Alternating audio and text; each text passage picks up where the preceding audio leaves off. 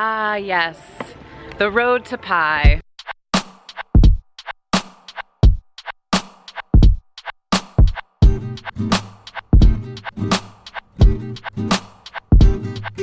One of the first things that you'll come across when you arrive in Pai is the Memorial Bridge. So it sits right next to the newer bridge, and apparently it was built during World War II, although that was the original one. This has been rebuilt. Anyway, it's just one of those things here in Pai, like many, that's something to do when there's nothing to do.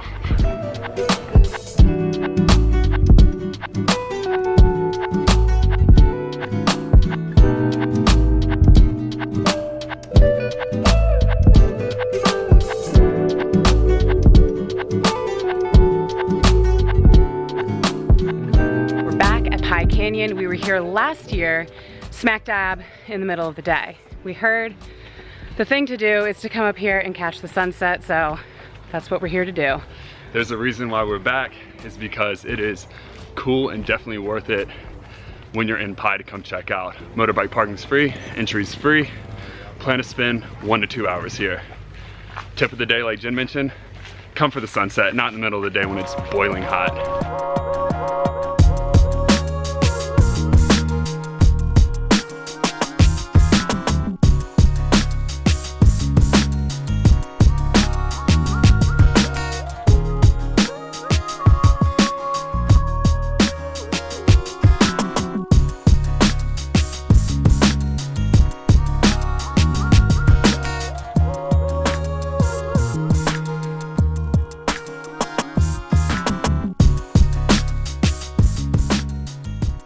I would personally argue that the canyon itself is the best part of Pai as a whole.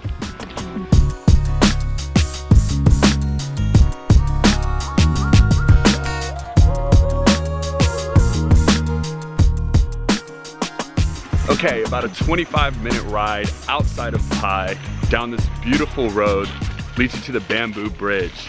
Now, we're in the country of agriculture, or agrolanja as I like to call it. And since we're kind of in the middle of rainy season, it's not quite green yet. We were hoping for something like that, but instead we got this.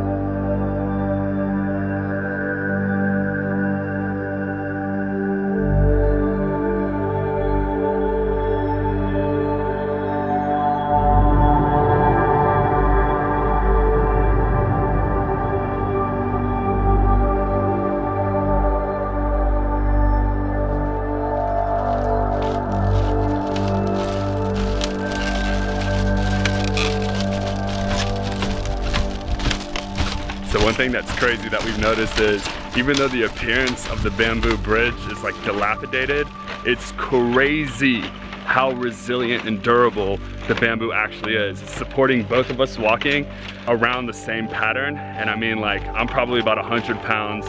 Jen weighs about triple times that, and it's still holding both of us. It's pretty crazy. I'm done. Done. Just kidding. So I'm about 200 pounds. Jen's clocking in at about 100, maybe a little bit less. So 300 pounds at a time is being supported by these interlaced bamboo, what would you call them? It's like a crisscross hatch. It's like interwoven, like a basket. It is cool. You can see a lot of the farmers out here kind of tending to the land. It's set in this valley, so the mountains are covered in mist. There's a fish pond, you can feed some fish. And overall, it's kind of just a great way to take in the land that does surround Pai. Motorbike parking is free. The entrance is also free. You want to aim to spend about an hour max here.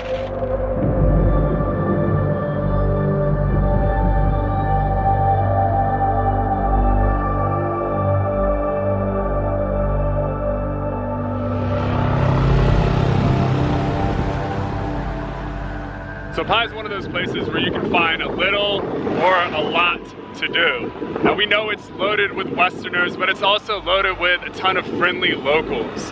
And honestly, some people might take comfort in the fact that there's a lot of Westerners here. There's also a lot of activities that you can get involved with. There's canyons, there's land splits, there's waterfalls, there's river, there's bridges, and there's even a hot spring. And the downtown city itself, there's typical things, restaurants, bars, coffee shops, and of course, the night market.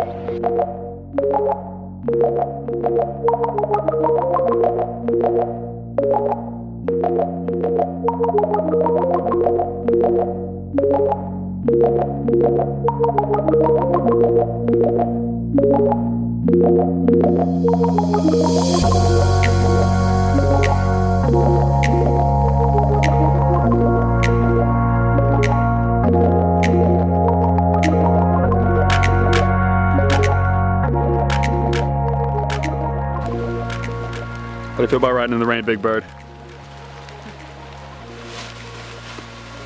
So one of the downfalls of having a motorbike is you're not rain. Shielded from the elements. Yeah, so the good news is they sell these nifty things in 7-Eleven. I can tell you one thing.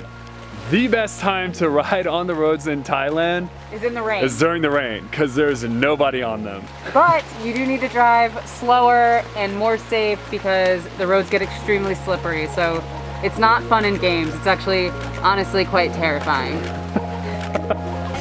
Yeah.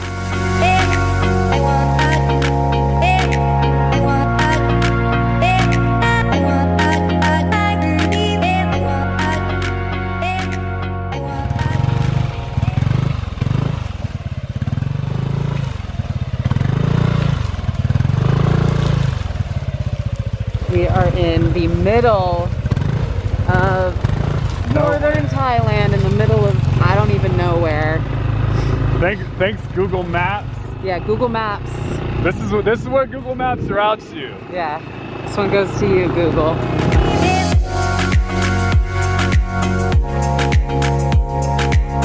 We should be there in no time.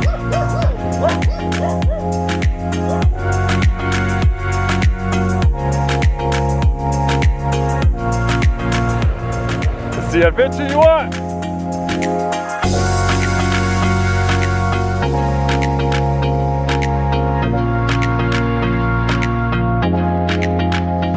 Desperate times call for desperate measures. Try to find some cushion for the pushing, if you know what I mean. Oh God, there's a bug in my helmet. You need to stop. You need to stop.